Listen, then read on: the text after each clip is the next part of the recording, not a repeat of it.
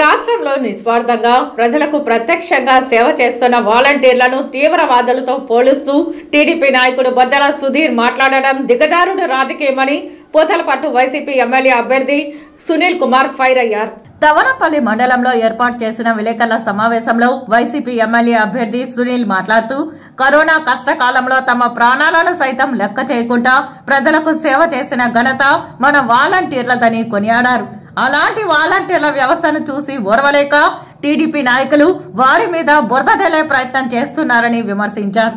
రాష్ట్రంలో ఏ కుటుంబంలో ఏ అవసరం వచ్చినా వాలంటీర్లు ఇంటి వద్దకు వచ్చి వారి అవసరాలు తీరుస్తున్నారని తెలిపారు.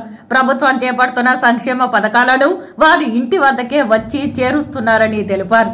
అలాంటి నిస్వార్థంగా పనిచేసే వాలంటీర్లను తీవ్రవాదం, స్లీపర్ సేల్స్ తో పోల్చడం సరికాదని వెంటనే అతని మాటలు వెనక్కి తీసుకోవాలని డిమాండ్ చేశారు. ఈ సమావేశంలో తవనపల్లి మండల convener CP Harireddy, MPP Geetha Harireddy, ZPTC Bharathi Madhukumar, మండల సచివాలయ కన్వీనర్ శరత్ చంద్రారెడ్డి, నాయకులు పరమేశ్వర్ రెడ్డి తదితరులు పాల్గొన్నారు. వివక్ష లేకుండా, ఎటువంటి లంచాలకి లోను కాకుండా ఒక మంచి ఉద్దేశంతో వారి యొక్క సేవలని 5 సంవత్సరాలు ప్రజలకు అందించారు.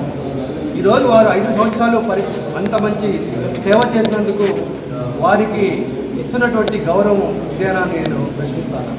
వారిని అత్యంత దారుణంగా ఒక స్లీపర్ సెల్స్తో పోల్చడము, ఒక టెర్రరిస్ట్తో పోల్చడము, ఈ విధంగా వారిని పోల్చుతూ వాళ్ళ పట్ల మీకున్నటువంటి ఆ యొక్క దిగజాడు మాటల్ని, దిగజాడు రాజకీయాల్ని మీరు వాళ్ళ మీద చూపించడం అనేది చాలా తప్పు. మంచి చేసే వాళ్ళని ప్రోత్సహించాలి.